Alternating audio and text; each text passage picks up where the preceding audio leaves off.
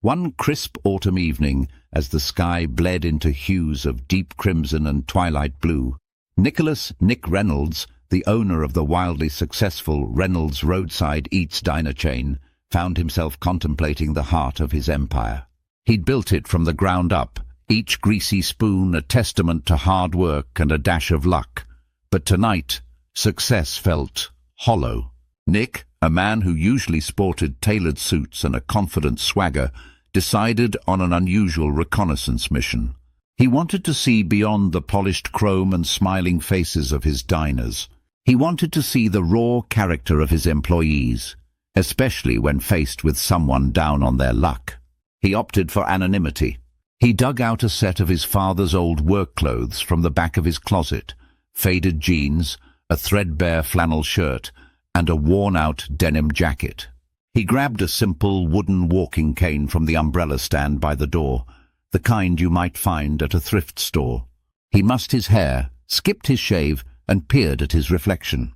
He looked convincingly like a man who had seen better days, someone who might be seeking a handout, not handing out paychecks.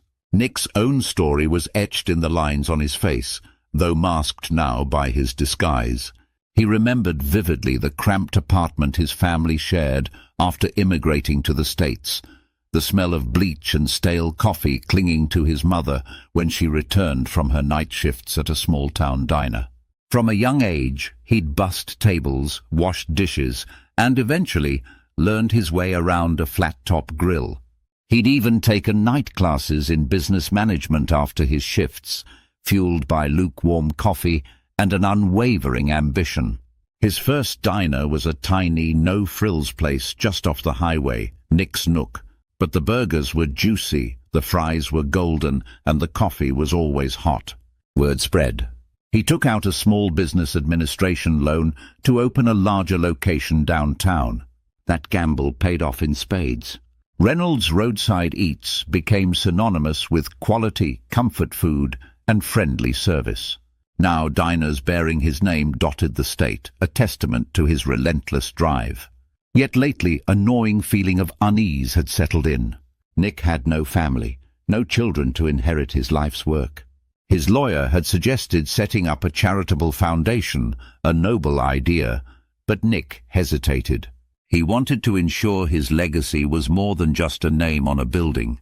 He wanted to pass it to someone who understood the true meaning of hard work and compassion, someone who embodied the values he held dear.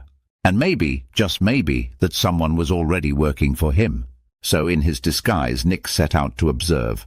His first stop was one of his newer, flashier locations, Reynolds Uptown Grill.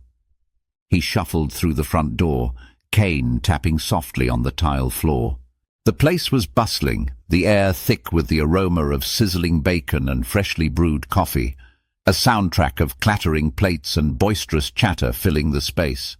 He leaned against the wall, observing. Waitstaff breezed past him, their smiles practiced, their eyes focused on the paying customers. No one offered him a seat, a coffee, or even a glance. He watched as a young waitress, bubbly and blonde, hurried past, balancing a tray laden with cheeseburgers. He cleared his throat, trying to catch her attention. She paused, annoyance flickering across her face. "Can I help you?" she asked, her tone clipped. "Just a bit tired," Nick mumbled, playing the part. "Thought maybe coffee?" She sighed dramatically, gesturing vaguely toward the counter. "Counter service is over there. If you're going to order, you got to pay." And with that, she turned and hurried away, leaving Nick feeling a familiar pang of disappointment. He tried a few more interactions with similar results. Indifference, apathy, even a hint of disdain. The staff at Uptown Grill, the location he thought represented his success, seemed to have lost the very essence of what he'd strived to build. They were efficient, sure, but where was the heart? Dejected, Nick almost abandoned his quest. But something pushed him onward. He decided to try one more place, a smaller, more out-of-the-way diner called Greta's Grill. It wasn't a Reynolds franchise. It was a standalone place he'd acquired years ago, intending to rebrand it. But somehow he never got around to it. It was a humble little spot, tucked away on a side street, more worn around the edges than polished chrome. As the evening deepened and a light drizzle began to fall, Nick approached Greta's grill. He didn't enter through the brightly lit front, but instead shuffled towards the dimly lit service entrance around back. He knocked softly on the metal door. It swung open moments later, revealing a young man with kind eyes and a warm, welcoming smile, wearing a slightly flour-dusted chef's apron. "Evening, sir," the young man said, his voice gentle. "Lost your way?" Nick played his role, lowering his gaze. "Just looking for a warm place to rest," he mumbled, his voice raspy. The young man's smile widened, genuine and disarming. "Come on in, out of the rain. We've got coffee brewing, and I'm just about to pull a fresh apple pie out of the oven. You hungry?" Nick was taken aback. This wasn't the brusque dismissal he'd come to expect. "Wouldn't want to be a bother," he began hesitantly. "No bother at all," the young man insisted, ushering him inside. "Name's Josh, Joshua Martin. I'm the cook here, and you are?" "Just Nick," he replied, keeping it simple. Josh led him to a small table in a quiet corner of the diner, away from the handful of evening customers. He poured Nick a steaming mug of coffee, its rich aroma filling the air. Then, without being asked, he returned moments later with a generous slice of warm apple pie, the cinnamon scent making Nick's stomach rumble despite his feigned poverty. "On the house," Josh said, placing the plate in front of him. "You look like you could use a hot meal." "Truth is," Josh confided, leaning against the table, "I've been there myself. Out on the streets, not knowing where my next meal was coming from. It was a kind soul, an old fella who ran a soup kitchen, who gave me a hand up. Never forgot that. Gotta pay it forward when you can." Nick was stunned. Josh had no idea who he was, yet he was extending such genuine kindness. He ate the pie slowly, savoring each bite, not just for the taste, but for the warmth it brought to his chilled spirit. He listened as Josh chatted amiably about the diner, the regulars, and his passion for cooking. He spoke of Greta, the diner's namesake, and her legacy of simple, honest food and a welcoming heart. As Nick finished the pie and coffee, a profound sense of gratitude washed over him.